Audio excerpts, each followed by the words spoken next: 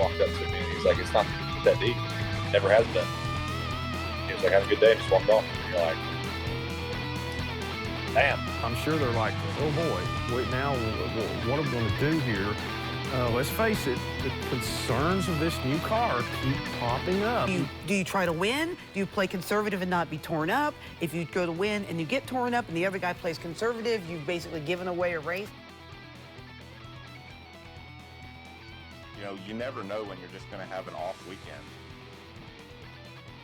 I've kind of gotten the ability to have the platform that I want, and it is my platform, and I can speak to whatever I feel like talking about. We were in the mix, and it makes it a lot more fun when you're in the mix than you are just, struggling and trying to figure out what direction to go.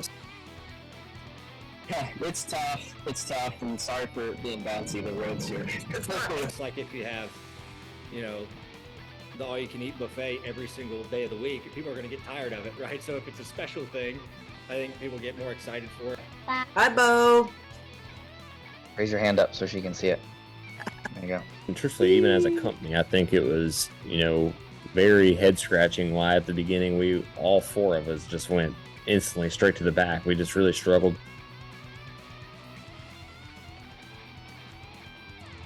Well, welcome on to the Backstretch. I'm News 5's Heather Williams, and what a week it's been. It kind of feels like the news is coming faster than you can almost keep up with it.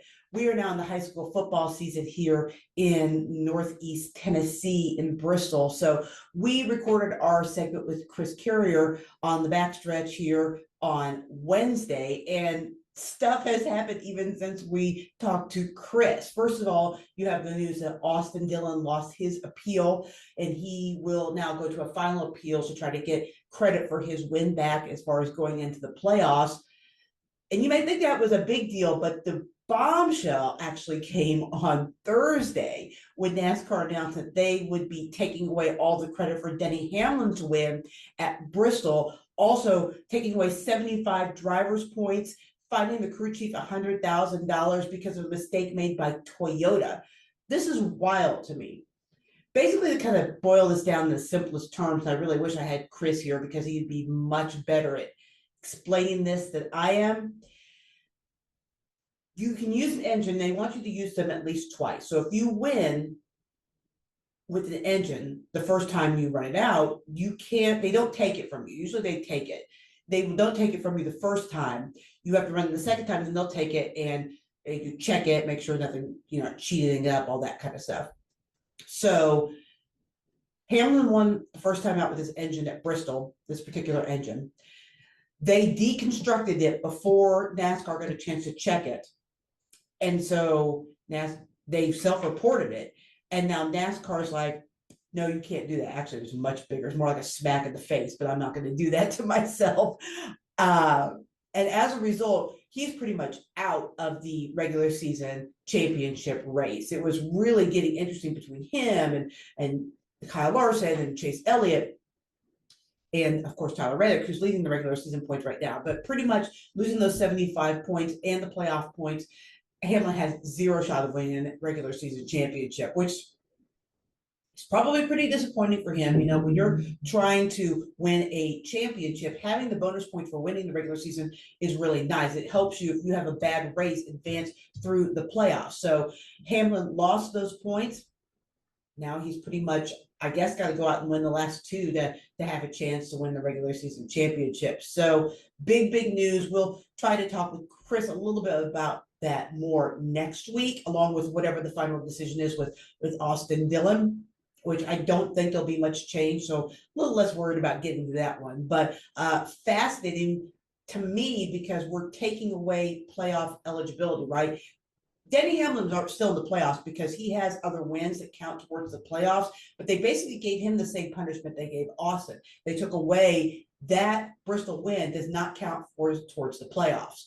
So really interesting twist that NASCAR's kind of put on these quote unquote punishments because the playoffs are what matters. I mean, that's the biggest thing to all these drivers, and taking that away, that should get drivers' attention for sure. All right, speaking of the playoffs, our guest this week, I'm pretty excited because we haven't had him on in a couple of years.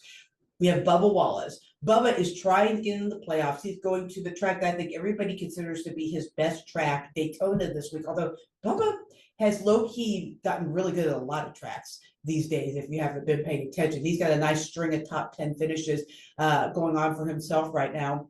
So we're talking to Bubba about Daytona, what makes him so good there, the pressure of trying to get into the playoffs. You know, he's 1 point out technically right now of the playoffs if they were to start today, but of course we know they're not. So really, really going to be interesting to talk to Bubba and kind of pick his head. I'm also going to talk about, ask him about fatherhood.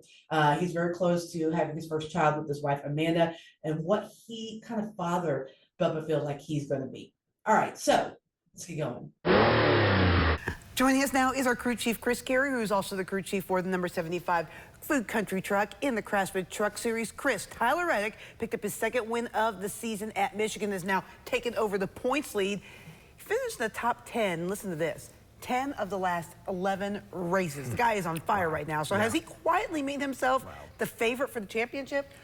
How can you argue against that? You know, and he's had a solid season. You know, this guy is just a little gas masher. You know, I mean, that's the only way. And I'll be honest with you, Heather, you know, he is one of my favorite drivers, favorite people, because he's always on the positive side of things. He obviously appreciates the opportunity that he has and that he has had leading up to his Cup career. He's made the best of those opportunities. You know, he never complains, he never gripes, he never, you know, runs that yap about stuff. When he makes a mistake, when he does things wrong, he owns it. He takes blame for it and carries it on his shoulders. He's just, to me, he's an easy guy to pull for. And, you know, drivers like that rubs off on their team. Yeah. Their team likes to work for them, which at this point in the season, when everybody's kind of tired, it's been a lot of races and they're facing the hardest part of the season, and you're in those playoffs and you need something to make a difference. You know, the driver's going to make a difference. That team's going to step up and they're going to work the late hours. They're going to give the extra 10% effort. They're going to cross all the T's and dot all the I's. It's infectious, you know, and when you're on the other side of that, and, you know, team members, everybody's human. They get tired of listening to a black cloud all the time. And Tyler Reddick is just a ray of sunshine. And, man, he put on a great performance at Michigan. He and the team, they did everything. They did all the stuff right. He executed at the end of the race when he had, you know, a couple of restarts when there was opportunities for him to make a mistake, you know, as sometimes it does. But they did everything right. He did everything right. He won the race. Yes, I think you're right. I think he probably right now is the hottest thing going and would be the favorite going into the championship push here in a couple of weeks. Before we talk about that a little bit more, Corey Lajoie went for a wild ride, flipping several times. How much was the concern that his car went airborne so easily, and what do we know about why it took off like that? Well, the only reason that I can give you on the technical side of that is these cars are built with basically a solid, what I call underpinning, the bottom side of the car. It's like a Formula One car. There's things on the top, there's things on the bottom that suck it to the ground as it's going forward, as it's going straight, or maybe a little bit sideways. But when it went off at an angle like that, that air rushed underneath that car, you know, it's pushing up on basically a flat board. And, you know, you've seen a lot down through the years, you've seen a lot of Formula One cars do the same thing. To answer your question, it's a concern. If it was me, it would be a big concern. I'm sure they're looking into this. I'm sure they're like, oh boy, now what are we going to do here? Let's face it, the concerns of this new car keep popping up. They're little things that keep, you know, drivers getting hurt and all this stuff, wheels flying off and so on and so forth. Here's something else, and I don't know. It's the teams, the drivers will keep pushing forward. They will not look back. They'll keep pushing forward. They'll keep going. I think NASCAR will look at some of this stuff and say, okay, what can we do? They'll resort to doing aero testing in some way, shape, or form to find out, okay, what can we do? What kind of widgets, gadgets can we come up with? What kind of things can we fix? Along that line, yes. after they took the car and evaluated it, they're now mandating a right rear side window air deflector. Apparently they already have them on the left side. Now they have them on the right side too. What does that do? Well, I'm assuming that it's going to be something along the same lines as the package underneath the cars. That's supposed, when the car turns sideways, backwards, sideways, it tries to keep that air from rushing under the car and lifting it up. So I'm assuming this is another step in the same direction. I didn't know that till you just told me. So, you know, breaking news right here with Heather Williams. Just keep tuned, you'll find more. I learn something every time I come down here. But you know, it's good. Is this going to be a huge change? I don't know. And I would say nobody really knows until it gets tested on the racetrack. Now, we were at a really fast racetrack at Michigan this past weekend. Really, a lot of fast speeds, a lot of air moving around. He came up on a car at an odd angle, turned quickly.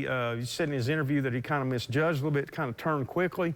Okay, is that circumstances that's never going to happen again? No, that will happen again, and we're going to go to some more fast racetracks, including Daytona this week. So, scary moment for him. Of course, the most important thing is that he's okay.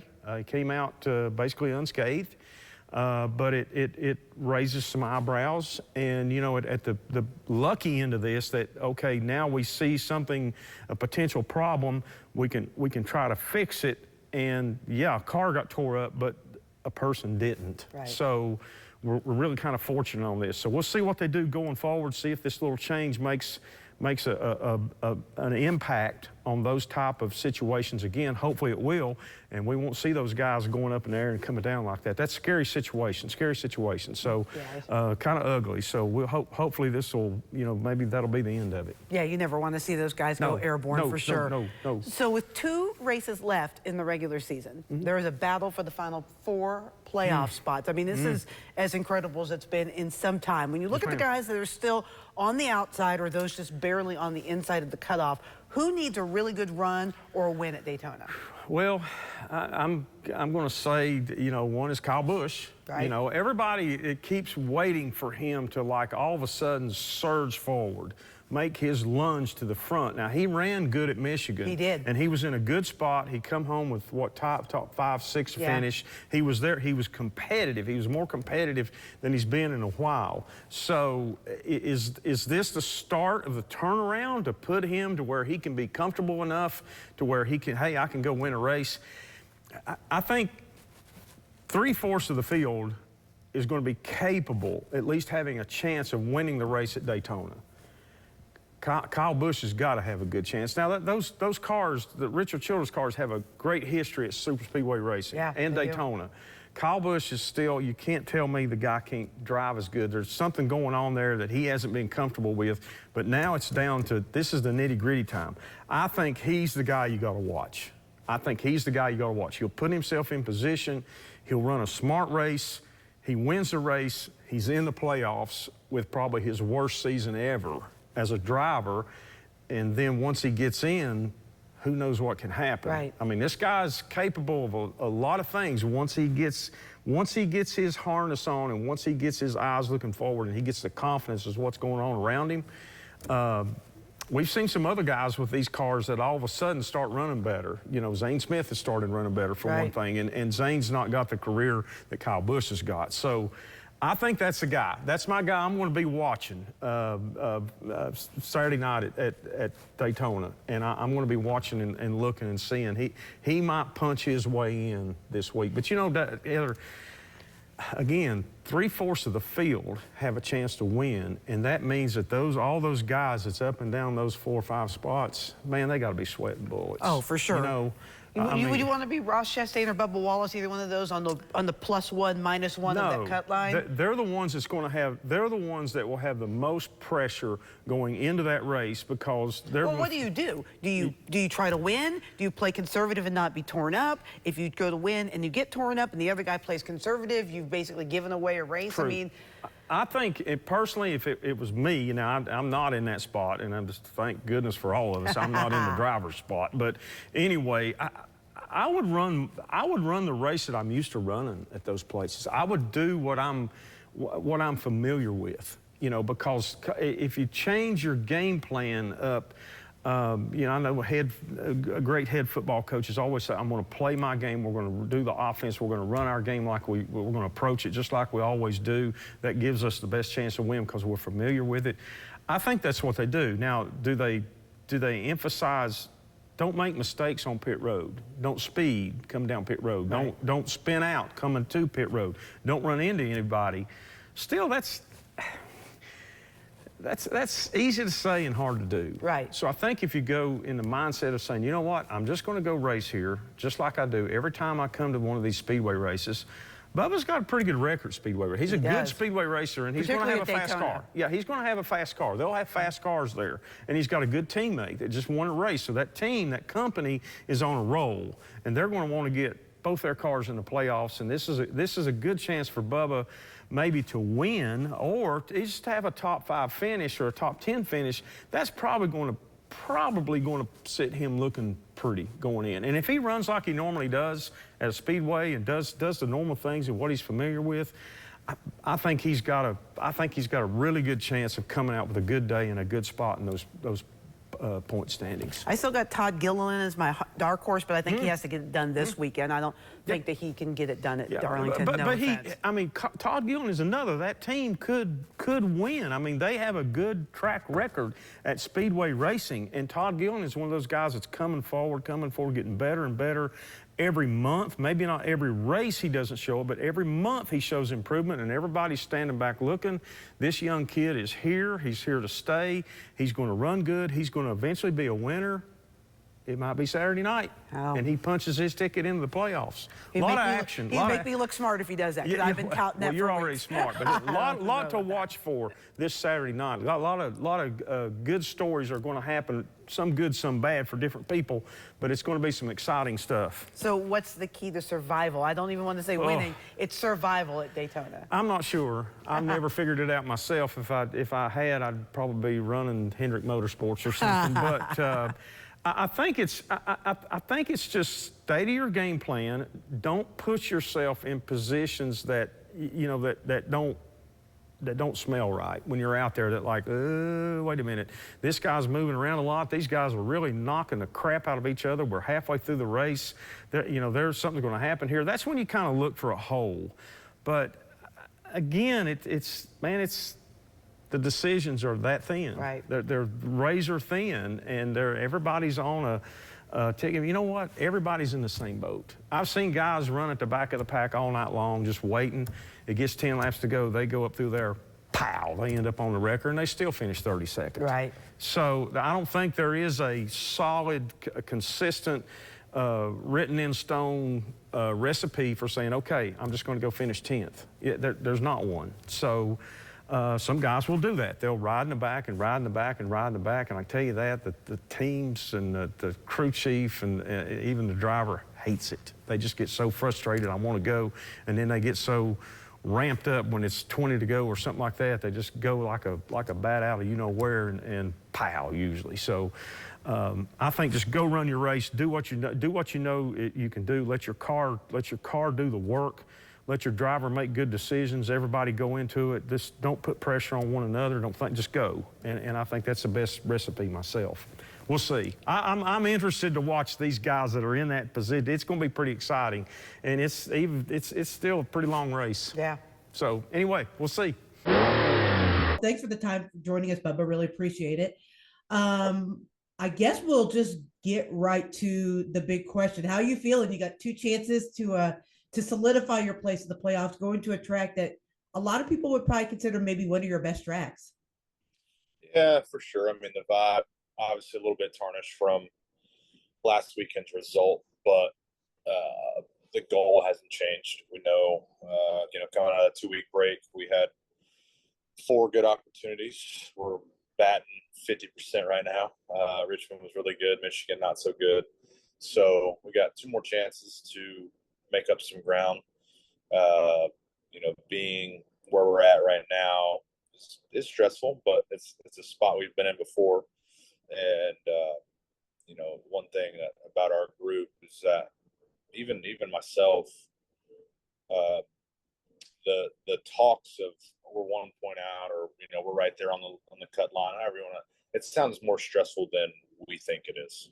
So we know if we go out and execute and do the things that we're supposed to do, then the cards will fall into place how they're supposed to. So I've older I've gotten, I've learned to just focus on the things that you can control more and more. I know I've said that in the past, and I still get pissed off and whatnot about stuff that's out of my control, but it's just a wasted space, a waste of time. And so, yeah, it's a new week, a new opportunity. Excited to be here in Daytona. Did a little fishing this morning with Columbia. It's good to have them back on the car this weekend, and we always seem to run really well when Columbia's on the car. So we'll just focus on the good things and see what happens. Well, when you talk about the good things, I mean, you have to feel good about the fact that when you've had those, 50% of the runs where they weren't happy with, they weren't things that you guys did. I mean, you were caught up in someone else's mess. And I mean, you guys are running really well. And obviously your teammates running really well. That's got to at least give you a little bit of confidence going into Daytona, no?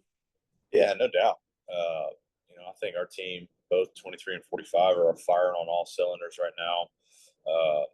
Michigan really, really stings because we knew we were capable of winning that race. If all went according to plan, the 23 would have been hard to beat. And so on one hand, you want to be pissed off, frustrated you didn't complete that. But on the other hand, it's, hey, that's what you asked for. You want to show up and be competitive. I've had plenty of days where you show up and you had no chance. You were just riding around. But show up and be competitive to keep the competitive juices flowing. That's all we can ask for. You mentioned, being less concerned about, being really upset after races and kind of growing up and maturing in that sense. How much of that is just, you're kind of living the big boy life right now, right? You recently got married and you're got a baby coming like really soon. How much of that has maybe changed your attitude and your outlook towards things? Yeah, all the above. Surrounding yourself with the right people.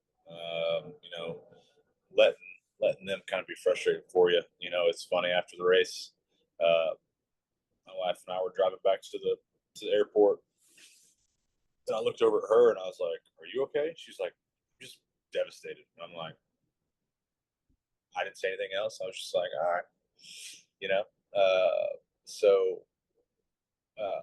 it's going through. I can talk to you guys at Pocono. That penalty was, being able to talk to Harvick. It's the best thing that's happened, because it just gave me a whole different perspective on how to go about life and enjoy the little moments. And one of the coolest and best things was Hemrick walked up to me on the grid at Pocono right for the race. And he looked at me. He said, "It's never been that deep." It has to be. I just, it is what it is. Sydney, turn your mic off. You got me? Yeah, I got you. Okay. Hemrick walked up to me and he's like, "It's not that deep. Never has been." He was like, "Have a good day," and just walked off. And you're like, damn, just those few words are powerful. So what I'm telling you, it ain't that deep. How much of that though is just, I get it, right? You and I, when we walk through the garage area, we're two of the few people that look like this. How much of that is just learning to, because I feel at 50, I struggle with this a little bit, learning to let some of that go. Like, people are going to think of you what they think of you, but it's still hard to let it go. It is. I've always, wanted to,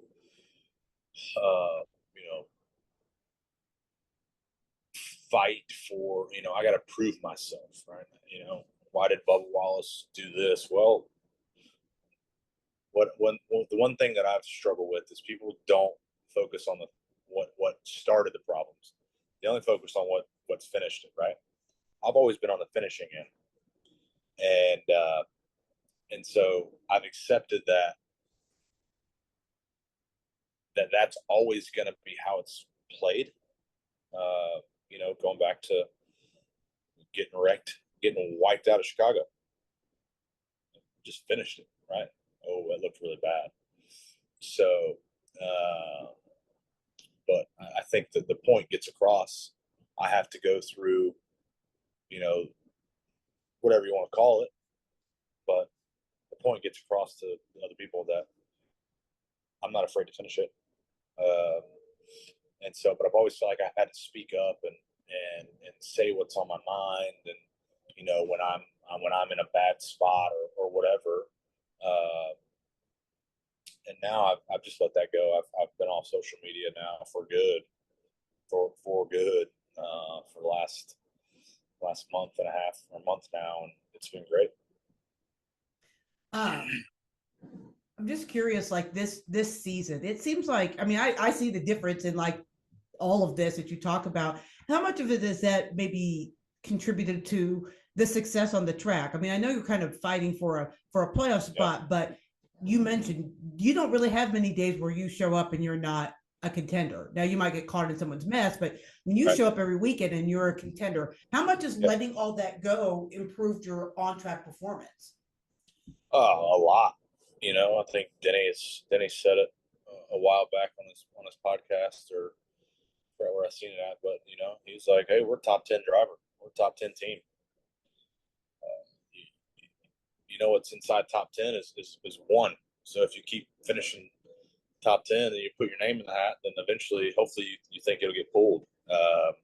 So all we can do is continue to show up. I really look at, you know, going into Talladega, we were 8th or 9th in points, and obviously got in that crash and then got wiped out the following week at Dover, and we've been fighting ever since. So those two races put us to where we're at right now, and so to show up and have the speed, let's say road courses, you know, it's not right for me to say anymore, like, well, count us out at road courses, because I don't know what I'm doing. I show up with the confidence that I have at Kansas when I show up at road courses now. And so I think that's just big. And it all contributes to just the people, the effort that they put in to help me and make it all work. And so it's fun right now. It's frustrating at times, but I think when you're trying to be as successful as you can be, it's never going to be fun all the time. Well, I do want to end with something fun. How much are you looking forward to fatherhood? I mean, this is coming soon. You know, are you ready? Are you looking forward to it? What's kind of the feeling about that?